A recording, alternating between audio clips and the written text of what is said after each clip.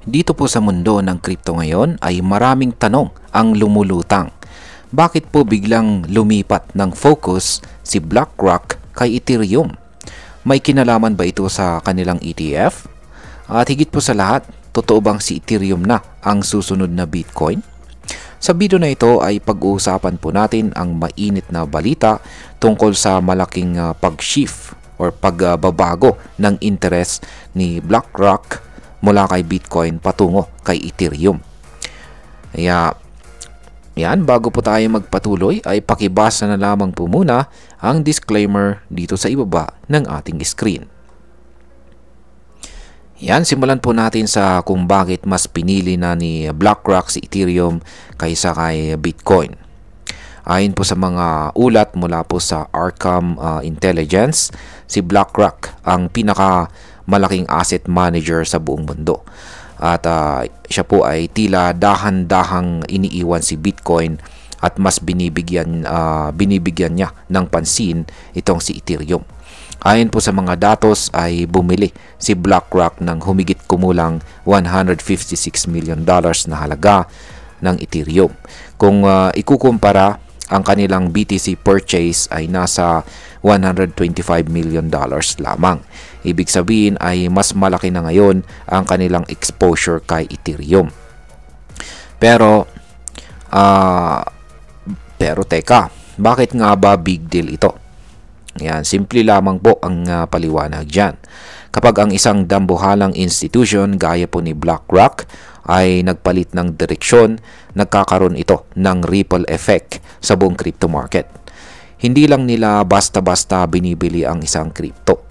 Dumadaan po ito sa matinding analysis, risk assessment at saka future forecasting. Ayan. Ngayon ay may kinalaman ba ang ETF ni BlackRock sa decision na ito? Ayan. Oo, malaki po ang kinalaman ng Exchange Traded Funds or ETF sa biglaang interest nila kay Ethereum. Noong una, sobrang successful ng Bitcoin ETF ni BlackRock. Umabot pa nga ito sa mahigit 700,000 BTC holdings at naging pangatlong pinaka kumikitang fund nila.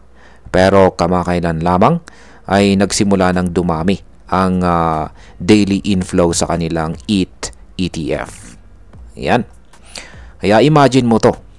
Ayan, 12 magkakasunod na araw ng inflow papasok sa Ethereum ETF. Para bang sinasabi ng market na ready na kami kay Ethereum. Ayan.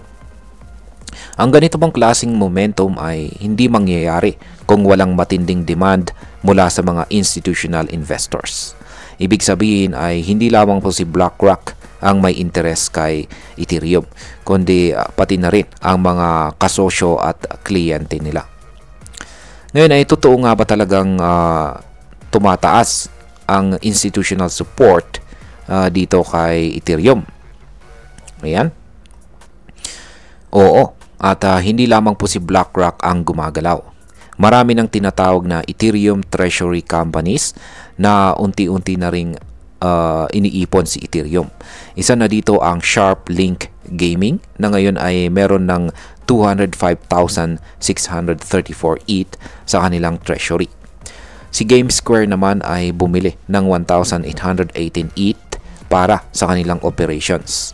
At ang mas nakakagulat, si Bit Digital, isang dati ng Bitcoin-focused na kumpanya, ay tuluyan ng nagbenta ng lahat ng kanilang Bitcoin para ilipat kay Ethereum. Oo, lahat ay kanilang binenta. Parang sinasabi ng mga kumpanyang ito na si Ethereum na ang future. Yan. Ngayon ay ano po ang sinasabi ng mga eksperto tungkol sa presyo ni Ethereum? Ayon po kay James Harris, siya po ang CEO ng Tesseract, posibleng tumaas pa si ETH ng hanggang 160% bago po matapos ang taon. Si Arthur Hayes naman, ang co-founder ng BitMEX, ay mas bullish pa. Ayon sa kanya, kaya raw umabot ni Ethereum sa $10,000 sa short term dahil nga sa tuloy-tuloy na institutional demand. Sa ngayon si Ethereum po ay halos $3,000 na ang kanyang presyo. Tumataas po siya ng halos 6% araw-araw habang si Bitcoin ay nananatiling steady po sa kanyang all-time high na $113,000. Pero kahit tumataas pa rin si Bitcoin, hindi ito sapat para mapigilan ang mga malalaking pondo na tumingin kay Ethereum bilang mas promising. Yan, ngayon ay pag-usapan na po natin ang posibleng epekto nito para sa atin bilang mga Pinoy crypto investors at traders. Para po sa atin dito sa Pilipinas ay napakahalaga po ng balitang ito. At bakit? Kasi nagbibigay ito ng sinyales na si Ethereum ay hindi na po basta-basta altcoin lamang. Siya na ngayon ang pinakamainit na crypto sa radar ng mga institution. Kung meron ka pong hawak na ETH, ay good news po ito. Posibleng tumuloy-tuloy ang pagtaas ng presyo. Pero kung wala ka pang hawak, baka ito na ang tamang panahon para pag-aralan at bantayan itong si Ethereum. Siyempre, hindi ito automatic na buy signal. Dapat ay may research ka pa rin. Pero, hindi mo na rin dapat baliwalain ang moves ng malalaking players gaya ni BlackRock. Ayan, bilang panghuli, ang masasabi ko naman tungkol dito ay para sa akin ang paglipat po ng interest ni BlackRock mula kay Bitcoin papunta kay Ethereum ay isa sa mga pinakamalalaking validation na natanggap ni ETH sa loob ng maraming taon. Hindi ito hype lamang. Institutional money ang usapan po dito. At kapag pumasok na ang big money, usually may kasunod po itong long-term growth. Pero dapat po nating tandaan, habang exciting po ang mga balitang ganito, malagang manatiling maingat. Hindi porket bumibili si BlackRock ay dapat pong sumabay tayo kaagad.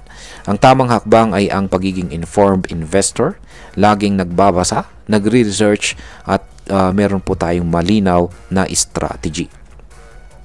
At ayan, hanggang dito na lamang po tayo sa video na ito mga ka-crypto. Marami pong salamat sa panonood. Ingat po tayo lagi at God bless po sa ating lahat.